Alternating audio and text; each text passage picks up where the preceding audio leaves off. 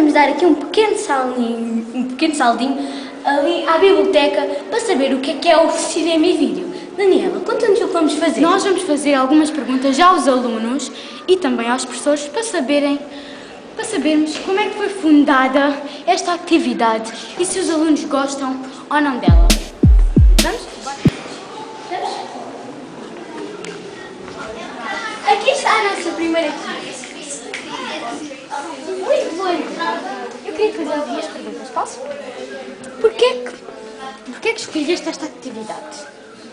Porque eu sabia que ia ser divertida e que vamos fazer. Sabias?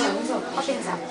Pensava que ia ser divertida e que vamos fazer filmes, tirar fotos, gravar, etc. E diz-me só uma coisa. De que ano é que és? Como é que te chamas? Chamo-me Camila Isabel Araújo Daniela e sou do 6º B. Esta atividade preenche as tuas expectativas? Sim. Sim. Porquê? Estás-te a divertir? Estás a gostar? Sim, estou a adorar. Nunca pensei que fosse tão divertida.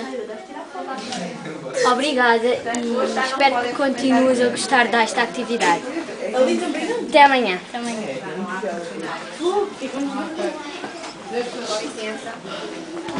Sim, fazer algumas perguntas. Ok, com certeza. Como surgiu esta ideia e quem é que a teve? Bem, esta ideia foi inicialmente da professora Cristina, que é aquela senhora que está a dar explicações aos meninos. Então, a professora Cristina, no final do ano passado, apresentou este projeto e foi levado a conselho pedagógico e foi aprovado. Eu fiquei colocada nesta escola no início do ano, já cá estava o ano passado, mas tive que ir a concurso, e quando fiquei colocada este ano, decidi ajudar a professora Cristina neste projeto e, portanto, fiquei também eu a trabalhar neste grupo, que eu acho que é um projeto muito giro e que está a ter muito sucesso junto dos alunos. E estão a gostar de ensinar?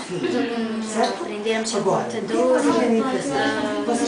Trabalhar com movimento. trabalhar com makers. Estamos a gostar muito, sobretudo porque os alunos estão muito entusiasmados e muito motivados para aprender. Muito bem, já fiz as perguntas que pretendia, tenho muita pena, mas agora vamos ter de nos ir embora. Por hoje é tudo. Tchau!